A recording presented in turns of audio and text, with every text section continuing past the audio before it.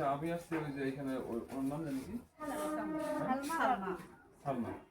সালমার free চিকিৎসা আমরা মানে ফ্রি অপারেশনটা আমরা করে দিচ্ছি। হ্যাঁ সিএইচডি গঞ্জে আমাদের বাগবাসা, আমার বাসা বাগবাসা, আমার নাম সোহেল। আমাদের এনজিওর নাম হলো সিএইচডি। হ্যাঁ তো এনজিওর মাধ্যমে ওনার আমরা খবর পেলাম যে আসলে তারা দরিদ্র মানুষ, তো তাদের চিকিৎসা দরকার বা ফ্রি অপারেশন দরকার। হ্যাঁ পরে আমি এসে পরে রোগী নিয়ে হাসপাতালে ভর্তি করবে, পরে ফ্রি চিকিৎসাটা করে দিচ্ছি। আচ্ছা বাচ্চাদের দেখার জন্য আসলাম। আমরা তো আসলে বিদেশিদের সাথে কাজ করি, ওরা তো আসে না, আমরা আসি। আমাদের ধরেন কিছু ছবি ভিডিও পাঠানো লাগে তাদের, তো ওনার চিকিৎসা করলাম না অন্য কারো চিকিৎসা করলাম, এগুলো প্রমাণ স্বরূপের জন্য তার কিছু ছবি ভিডিও দেওয়া লাগে। এই জন্য আপনার ডাক দিয়ে আসলাম, যেহেতু আপনার প্রতিবেশী আসলে। ঠিক আছে, সিজারটা যে হয়েছে উপকার আছে না? ভালো মানে সেই ভালো, কিন্তু আমরা তো পাশাপাশি মানুষের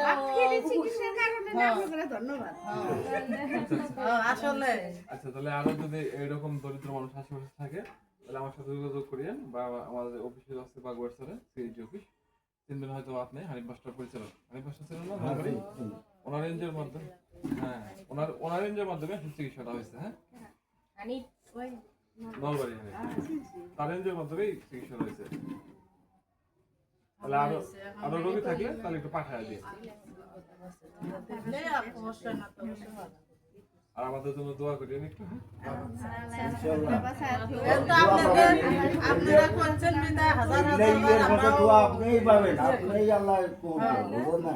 হাজার হাজার বার না হলে তোমরা মরি গেলেন,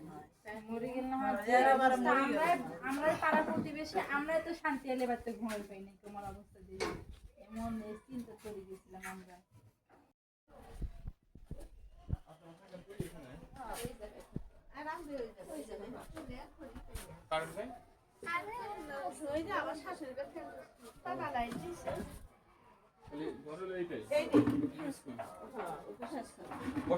আমি ভাই বলেন স্যার, ভাই বলেন, আমাকে সমস্যা নেই। কত দিন হলো সিজার হয়েছে? আজকে 21 দিন। সিজার টাকা পয়সা লাগছিল কোনো? লাগে না। আচ্ছা তাহলে আমাদের মাধ্যমে ফ্রি অপারেশন, আমাদের মাধ্যমে ফ্রি অপারেশনটা হয়েছে। এই তাহলে আপনার স্বামী জানি কি করে?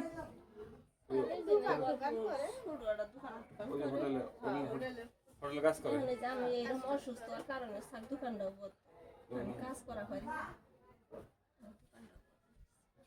আপনার বাবার বাড়ি কই? বাবার বাড়ি কাজবাড়ি ওইদিকে। কয় ছিল আপনার?